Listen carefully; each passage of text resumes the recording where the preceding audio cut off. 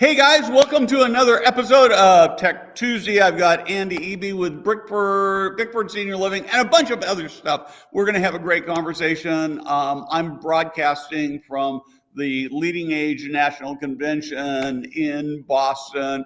I just went and found an empty room, so who knows, they may come in halfway through and we'll get kicked out. Before we get started with our conversation, this.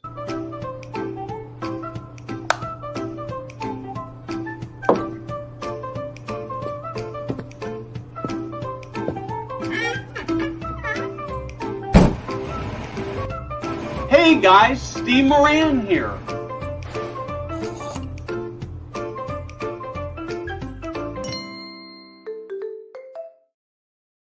Andy, welcome. I'm going to jump right in with this first question. You did a keynote back in 2018 at Stegen, is that right? Where you said this: in order to care deeply, you have to be willing to hurt. The price of admission is discomfort. Talk to me about that. Boy, man, you're going in the archives right out the beginning, right out the gate. I love that. You bet. Yeah, Steve, that speech was very meaningful for me. That was kind of the culmination of my leadership curriculum that I participated in at the Stegen Leadership Academy, which is where, which has been the place in which I've gone to study, not just how to be a manager or to be an industry leader, but how to truly be who I'm meant to be in the world, uncovering my purpose, and how do I express that through work. And as a part of the exercises of uncovering my own personal purpose, I uncovered who I realized I was at my core, which was a caregiver. That's who I am at my core. And one of the things that makes caregivers so incredible is how much they deeply care internally about those that they're serving. And when you're in this business where you're serving frail, vulnerable, older adults as a physical caregiver, or you're in a position like myself who doesn't do physical caregiving, but leads caregiving organizations and sees myself as a caregiver in the roles in which I play, it takes your whole self coming to the table. Not just business as usual. It's bringing all yourself mentally, emotionally, spiritually.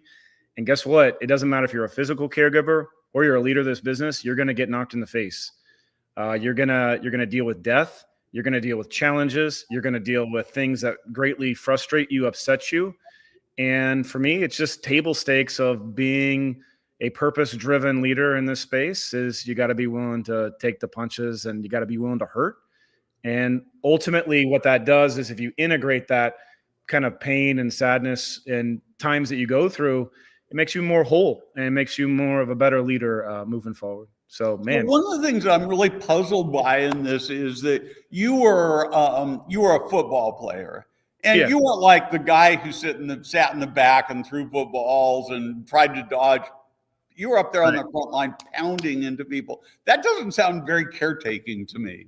Well, if you think about it, maybe there's another way of thinking about Steve. Okay, yeah, I'd love to hear this. My dad always told me offensive linemen make the best fathers and the best leaders. Why? Because they're doing all the work. They don't get any of the credit. All the skilled positions are the people who take the credit, but offensive linemen are the people doing the work. And that's a lot like caregivers in our space. You're talking to me on this call who's a leader, but we all know who does the real work in senior living. And that's no question about that at all. You also, at one point in time, you compared senior living to Cousin Eddy in Christmas Vacation. I got a lot of weird metaphors. It completely cracks me up that you would do that. And but talk to me why you see it that way. Well, I'm a child of the 80s and 90s, right? So I'm kind of born in that reign. So that movie was near and dear to me. But I've been a early traveler, I think, in the value-based care journey. I'm part of the team who has conducted the value-based care workshop the last 2 years. I've been Bickford Senior Living and the businesses I'm a part of with SLTC, Centered Care, Servium, Care Network. All of those businesses have been advocates for value-based care and having a more outcome-oriented approach that's based upon a more proactive health model versus the reactive model that I have been running for the past 3+ decades. But, when you really look at senior living in the broader healthcare space, senior living is very forgotten. And why we're forgotten is because we haven't figured out a way to have a meaningful seat at the Thanksgiving and Christmas table when our family's showing up, when all the healthcare providers and payers and healthcare systems and primary care practices are sitting around with the people who make the decisions as it relates to the health of the seniors of America. Senior living was an empty seat. And so these last few years, as we've been kind of canaries in the coal mine, elevating our voice, elevating our advocacy, elevating our capacity as leaders in the value-based care space, it does kind of feel like we're Cousin Eddy walking into the room right when dinner's happening and trying to get everyone's attention and act like we belong there. So I'm happily being Cousin Eddy, and as we all know, Cousin Eddy is one of the most popular characters in the show. So no, play that role. Yeah, no question about it. So it's really interesting as you were describing that, because over the last couple of weeks, I've been having a number of conversations with leaders. I've been my third week of conferencing in a row, and one of the existential struggles we have in senior living, as you know, is this question of senior living as healthcare or hospital or lifestyle or hospitality. And I've come to believe that that's not even quite the right question. So we've got on one side, we've got people sort of look at it as real estate. That's where the REITs are at. It's a real estate investment to them. Then we've got, particularly here in a place like Leading Age, where there's a lot of compassion and heart. And so it's a lot of caretaking. And then, you might say, well, is it hospitality? But I don't even like hospitality. And so I've sort of got this idea rolling around in my head that I'm going to be thinking about and writing about, is that somehow we need to see ourselves as being in the business of creating great experiences for older people. Thoughts? Yeah. Well, first of all, I think that question, is it hospitality or is it healthcare, I also think is a question that's been with the industry for a period of time. It has. And I think if you look at the evolvement of the types of residents who are living in our community, I think that they would advocate that maybe that question is not as valid as it once used to be, because of the reality is the medical complexity of our residents who live in senior living today are far more complex, with far more chronic conditions. We all know they're coming to us sicker, with much more complicated health situations. And thereby our teams are serving them in the models of the old today, which is creating a huge amount of burden and stress on the workforce. And I think unless we find meaningful ways to really address the medical complexity of the residents who live in our communities, we're going to be burning out that workforce. So I would say that question was very applicable, but I think in today's world, it's less. But that being said, it still is a good question. And you talk about that maybe is it hospitality or is it healthcare? And there's been inspired by, I commonly look to other industries for inspiration. There's a lot of good stuff to learn in our industry, but there's also a lot of great stuff to learn outside of our industry. I've been inspired by companies like Restoration Hardware and the leaders of Restoration Hardware, and how they use the phrase blurring the lines between retail and home, and I really feel like with us and like the things that I'm involved in, that's what I'm really wanting, is to blur the lines between hospitality and healthcare, home and medical care. I really want to blur those lines, because what I care about selling in the marketplace is that when a senior comes under my care, they're going to live happier, healthier, longer. That's what I care about. In the past, I might have sold, I can meet your needs and I could provide this service and I could provide this feature. It's a very need-driven approach that we've taken in the past. But today, it's all about, listen, when you're a senior that is at this stage of your journey, it's very difficult to live the life that you want to live. And I want to create the conditions and the space where you're able to live your best life possible. And wherever that is on the journey, that my belief is that you can be living a good life, even if you have Alzheimer's, even if you have dementia. I'm unwilling to write that away and say the end of a meaningful life is at that diagnosis. I believe, and I have seen meaningful moments, meaningful lives occur for people who are well down their health journey. And that's kind of what I would say is my kind of North Star, is helping our residents live their good life, the best life that they can be living based upon their health situation. Yeah. So, and I think that's essentially what I'm saying, is creating these great experiences. And it's really hard. I've written a lot about, I'm a caretaker for my 92-year-old stepfather who has mid to sort of beginning into the later stages of dementia. And he's in a really, really great place. And we're really happy with it. And largely because of who his personality was before the dementia came on, he's still just very lonely and unhappy, and we're taking some additional steps to remedy it. But it's a really, really tough challenge, because it has to be so individualized with each person as to what is going to give them a good day, right? Yeah, it's very individualized, and particularly when you start bringing in the dementia diagnosis, Yeah. right? It becomes even more challenging. And what I would say, Steve, is in the past, I mean, my Bickford and our family got started because of a personal need of my grandmother, who had Alzheimer's, and we built the first community for her over 30 years ago. That's why we're called Bickford Senior Living, was because my grandmother was named Mary Bickford, and she was the first resident. And so we built one of the first my father built one of the first assisted living communities in the state of Kansas. So we got engaged in this space to serve that diagnosis. But what I would say is that over the last series of years, I have felt like we were really missing the mark of serving residents who have dementia, because of how challenging it is. And while, myself and other industry peers and partners that I've been a part with champion like these programs and different things like that, when you actually go walk in the communities, typically they feel a lot like assisted living in a smaller space. And I was increasingly frustrated by that. So I so happened to get introduced to the idea of Montessori. One of our leaders of our organization comes from a Montessori background, and we have since thus partnered with the Center for Applied Research in Dementia, and are going through a process of all the communities I'm involved in getting credentialed in Montessori-based memory care. And what I like about that, Steve, is that when you look at how Montessori was created many, many years ago over in Italy, it was designed to teach the unteachable kids. And wouldn't you say that in America today, the unteachable would be residents with dementia? But Montessori has a principle that residents are lifelong learners, even with dementia.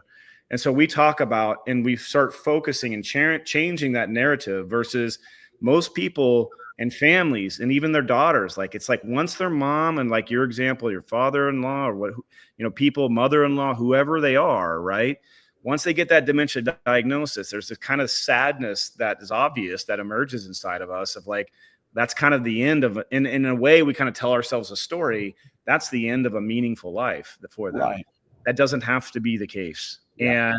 And I think that the Montessori-based principles that we believe in is that would champion that our residents have a present purpose. And so much of my past in like dementia care has always been like, who were they? What were their interests? What was their life story? All of that's good. Integrate that, still do that. But my big challenge of what I feel with the teams that we have is, what is this individual's present purpose today?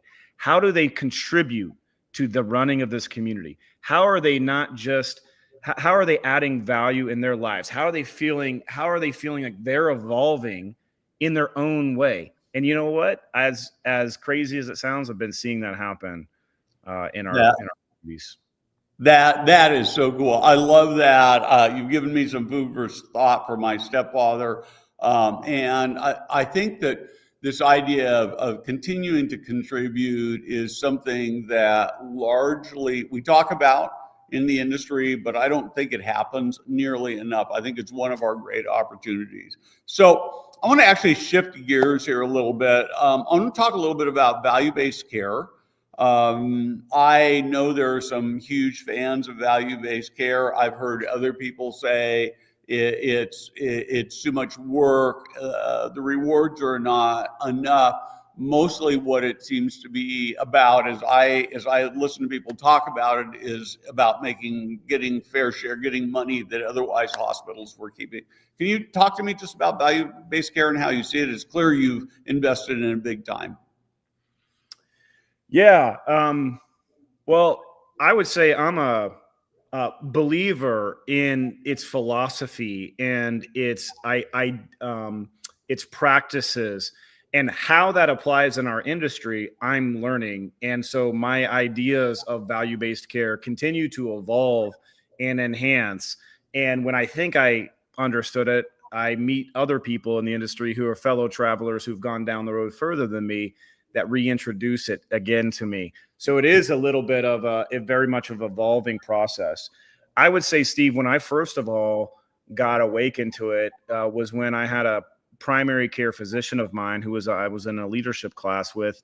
Kind of, I was feeling sorry for myself in COVID, and I was talking about how hard our business and industry was, and all sorts of stuff like that. And it's almost like he slapped me across the face, and it was like, someday, Andy, he goes, your industry is going to wake up and realize that you are caring for the population that's costing America the most amount of money. And if you can figure out something to keep them from going to the hospital as much as they possible, you guys will have more access to capital and more money to innovate your model and prevent hospitalizations than anything that any other healthcare provider can do. So for me, that was like my great awakening, almost like the veil was lifted of like the opportunity of value-based care. And initially I thought, oh, okay, I'm going to be able to go after all those dollars. What I've learned is that at this stage of our maturity, those dollars are very minimal, Yep. But the implications of what value-based care is really more about providing valuable care, more about proactive care. We actually put on a value-based care workshop, the second installment, a 3-day, not a conference, but a workshop where we put all the participants to work, because we talk about value-based care, but like, what is it? How do you, and so like, we actually put you to work in the workshop. And we actually changed the name of the conference last year from the value-based care workshop to the valuable care workshop, because that's what I've been excited about. The journey is the evolvement of my care model from a reactive form of care model to a more proactive form of care model. And that is a heroic shift in the culture, the technology, the healthcare partnerships, the outcome orientation. It is a complete disruption of our model. So for that reason, because value-based care got me on that path, and I'm still on that path, because what it's emerging in the evolvement in the organizations that I'm involved in, that's why I'm such a proponent and advocate for it. Well, the thing I like about the concept of value-based care is that if senior living communities are doing a really great job of serving the needs of their residents, it saves the healthcare systems, it saves the hospitals, payer systems, vast amounts of money. And what that means is everybody's aligned to the benefit of the resident, right? So that really gets me excited. It seems like, as I talk to people who are working on value-based care, that the big challenge that remains is actually figuring out how to have these conversations with the healthcare systems, the hospitals, the payer sources. Are you finding success in that area? I mean, that's a big part of the challenge. That's why I'm involved in a lot of different initiatives to be able to be prepared for that. Because the challenge of, if you're a single operator or single provider, going at it yourself is too difficult, right? Yeah. You don't have enough density to get the attention of the systems or the payers. And that's where you got to work with more forward-reaching organizations that are finding ways to, number one, if you even, and my comment is, before you even get in a relationship with the health systems and the payers, is like, you got to figure out, you got to earn your right at the seat at the table based upon proving that the residents who live in your communities live happier, healthier, longer. They're out of the hospital. And there are so many, that is the bigger need for us, because I think once we prove that, have the technology systems, have the data to prove that, the conversations with health systems will emerge and payers will emerge and take care of themselves. But until we get enough density, and until we get enough proving of our model with the language of, my dad always, when I first got in the business, my dad made me learn accounting, because he goes, it's the language of business. Well, data and outcomes, that's the language of value-based care. And until you can prove that all those conversations with the health systems are kind of irrelevant at this time. Yeah, you make a great point. I think that the number one challenge, number one opportunity is to be able to really identify is to have the data to prove what we believe we know that we're doing for residents already. One of the ways you've been doing that has been working a lot on falls, and you've had some big wins there using technology. Can you talk to me about sort of what was going on and what you did to make things better? Boy, falls, that's a big challenge, isn't it, Steve? It is. I mean, we're serving frail and vulnerable and older adults, and falls is something that it just takes a lot of cooperation, coordination, technology, education, proactivity, and an offense, kind of an offense-led culture versus a defense-led culture, and it takes a lot. I mean, at the end of the day, my encouragement is you can't solve it by yourself. You can't solve it with the care models of the past. For me right now, it really starts with technology. Is you got us there, and that's the kind of awesome part of being in the industry now. Is I think probably on your Tech Tuesday videos that you used to do a few years ago, you're like, wouldn't it be nice if we had technology that do this, or like we need tech? Man, I'm telling you, there's technology that's coming out all the time with all this stuff about how it can help prevent and reduce falls. And, from camera technology to sonar technology to radar technology to monitoring technology. I mean, all of this stuff is emerging, and actually it's becoming now, like with the organizations I'm a part of, it's kind of getting hard to make decisions because technology is moving so quickly. And it's like, hey, there's a company, I like make up a name in the resident monitoring world, right? And like, hey, we really like that. And then it's like 6 months later, they have a new product where they're completely different. And so like, we're just trying to keep up. And so it's actually creating a little bit of a challenge for us to be able to make decisions because of how fast technology is developing right now. And what we don't want to do is make decisions with the wrong horse. And the other kind of exciting thing that, I'm just freaking celebrating over here is like, there's a lot of money coming to some of these tech partners in this year, more so than there ever has been. And I celebrate it. We need more capital in this space. We need our technologist companies who are better capitalized, who are able to create products that solve that. And, there's a little bit of an arms race going on in some of these technology companies, and there'll probably be some fallout of that. But as a user of those things, I'm really excited because I think it's going to create the disruption and the innovation that we actually need to improve our fall management in our communities. Yeah, it's really interesting to me. It feels like, even here on the trade show floor, that every fifth booth is somebody doing sensor technology to monitor falls and behavioral changes and those kinds of things. And I think there's no question in my mind, there are too many companies out there for the amount of business that's available. But that's often how it is, and there'll be some winners and losers, and at least hopefully the best technologies will emerge on that. When I think of falls, I actually tend to think of them in two separate buckets, right? One is, I'm going to get to that question in a minute, Dave. Well, let me finish this up and then we'll come back to that. The first part is fall prevention, which I think is harder to do, and then fall detection. And I'm going to add a third element, and then I'll let you respond to all of it. one of the things that I think about senior living operators is in their effort to sell senior living to a prospect, they're maybe not as transparent about fall risk as they should be to prospects. Yeah. I've got a 92-year-old stepfather living in a senior living community, and I expect that I'm going to get a call maybe we'll be lucky and I'll get a call to say he passed away peacefully in his sleep, which would be the best outcome. Much more likely, I'm going to get a call that says, hey, Gary fell, he broke his femur, he's on the way to the hospital, things don't look good. And I'm going to be fine. I'm in the business. I know that it's going to happen. I'm not going to get upset about it because I expect that to happen. And maybe we need to be talking about that more. I don't know. Yeah. Well, first of all, Steve, if you need to find a place for your father-in-law, I got several few locations that we would happily accept it, because I would love to have a family that is as understanding as the reality of the people that we serve as you are.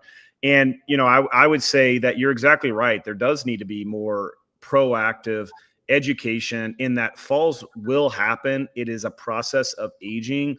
We can't prevent them, but we can minimize them, and we can make sure that we respond appropriately and that there are safeguards in place. Right. I think the challenge of what people feel is that tension of, usually in the sales process, you're trying to sell all the things that you can do, right? And it's difficult to kind of be more of that authentic leader that is based upon trust, which is sometimes given the information in a way that helps serve them without creating fear, but also positioning yourself as a leader. And I kind of see it as a little bit more of a leadership challenge for our people to be able to be the caregiver advocates that they need to be for that family in that moment when their tendency might be to sell and to wash over versus kind of bring that awareness through.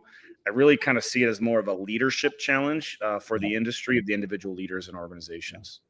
Yeah, no question about it. We don't have a lot of time left, but I do want to put up this question here that Dave asked.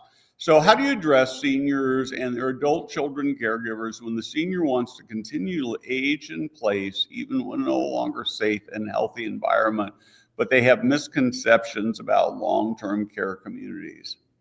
Oh, man. I'll let you go. I've got some thoughts on it too, but I'll let you go first.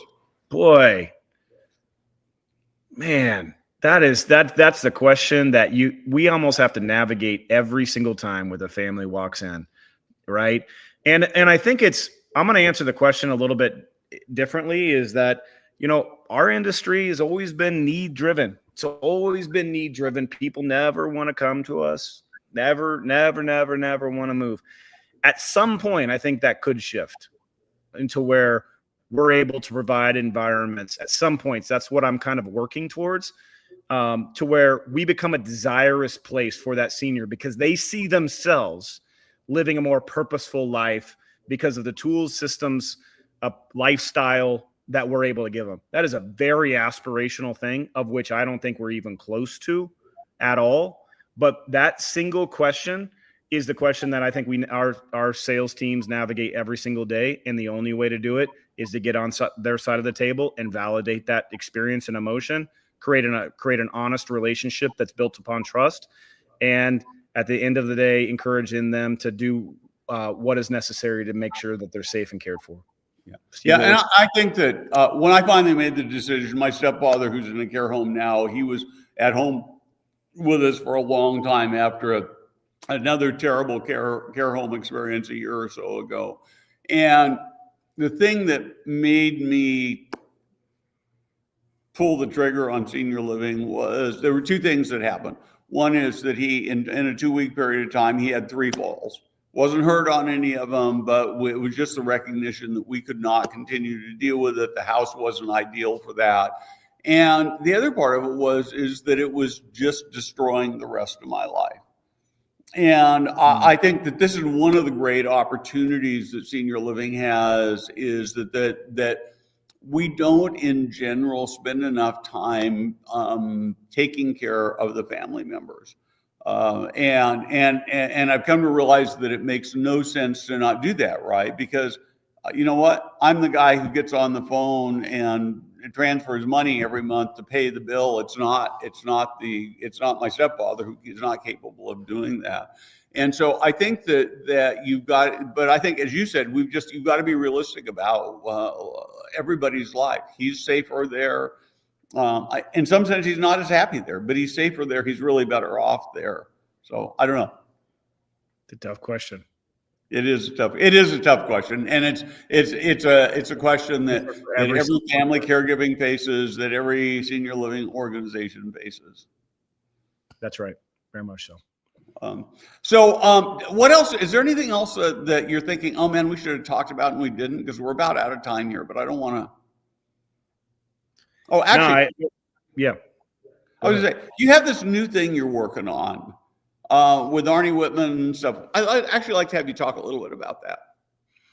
Yeah, SLTC stands for Senior Living Transformation Company. And so Arnie Whitman is obviously a legend financier, investor in our space for multiple decades. And one of the reasons that I wanted to be a part of that was because I believe that all of this stuff that we've been talking about here today, Steve, as far as improved health models, improved technology, all of those things are not possible unless the capital that runs our industry is aligned and supportive of that.